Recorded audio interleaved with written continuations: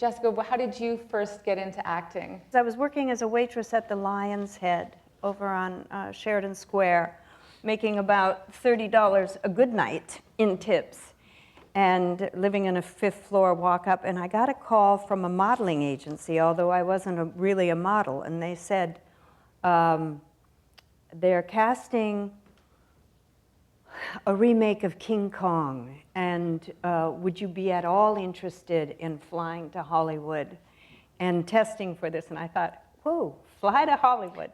That sounds good, because I don't have money for a subway uptown, but that sounds like a whole lot of fun to me. So I did, you know, and that was the first audition I ever went on. Wow. Kathy, how did you get into acting? I read that when you were a teen, you wrote sort of melancholic songs. Is that remotely true? Yes, but there's this story I've told a million times. I don't want to bore anybody, but my mother said that when I was born, the doctor smacked me on my behind, and I thought it was applause, and I've been looking for it ever since.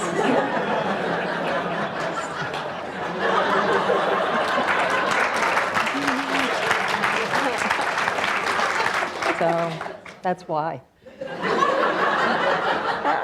You popped on the scene with Misery, but you had 20 years on the stage before that, and you originated plays that ended up going on screen. Was that one of the reasons you decided to go on screen? Because these were parts you had originated and gotten great acclaim for on stage. No, I don't think that had anything to do with it at all. I just felt that I was ready to try something new. And actually, when I moved out to Los Angeles, I was doing more theater for a while, you know, at the Taper, and bringing a lot of those plays out here. And in fact, I was doing a play called Aunt Damon and Lemon, and I was doing a terrible job with the character, but thank God, Elizabeth McGovern was in it, and Rob Reiner was dating her.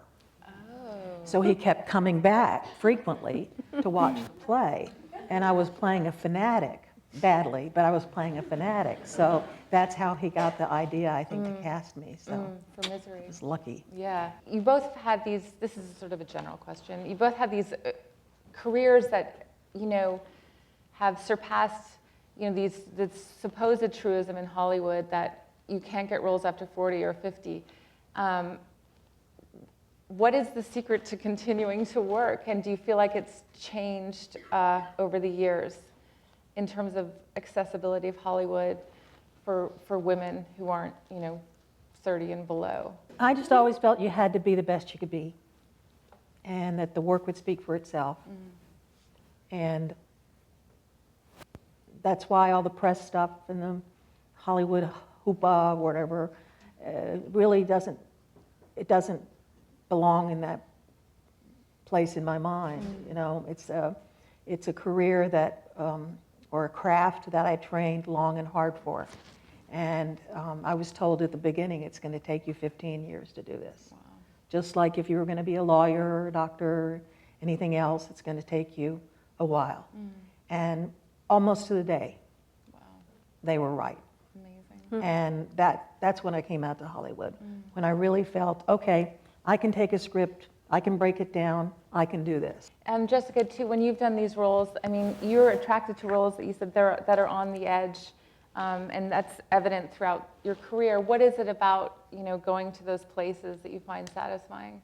I've always been fascinated by madness. I mean, I'm drawn to it, you know. I find it fascinating, but from an acting point of view, is that I think what it does is it frees your imagination in a way that other roles that are more constrained or normal, or, you know, whatever term you want to use, regular, doesn't allow. I mean, the idea that you can imagine that character any way you want, you know. I mean, as big as your imagination can be, that's how full the character can be.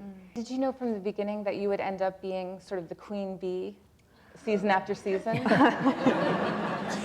Well, no, because the first season I came on, I was only supposed to do a couple appearances, you know, a couple episodes.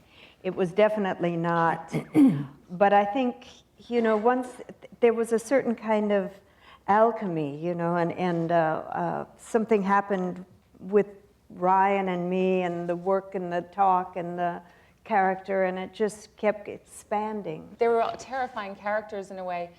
But is it ever scary for you to go to those very dark places where these characters are doing, your character was doing such grotesque things? Yeah, when I had to gouge a guy's eyes out. Yeah.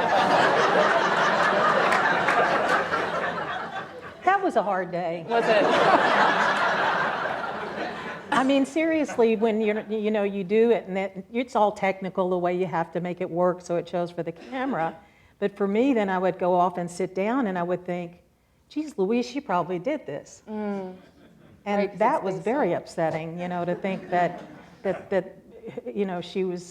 she really did awful things. For you, season 4 easier than 3 because you didn't have to gouge, even though you had to wear the beard. Well, that was actually kind of wonderful. Was it? Yeah, everybody thought it was going to be this, difficult thing to do. It took us a few tries to figure out how to piece it so that I could move my face, and talk, like Abraham Lincoln, but which I thought it looked like some days, but Those were on the good days. those were on the good days. But it actually felt sort of like a hummingbird's nest for some reason. And I remember Gabby Sidibe, who's my BFF, she hadn't been in very many of the episodes this last year because she was doing my favorite show, Empire. But she came and she looked at me and she said, I like it. I think it's the new black.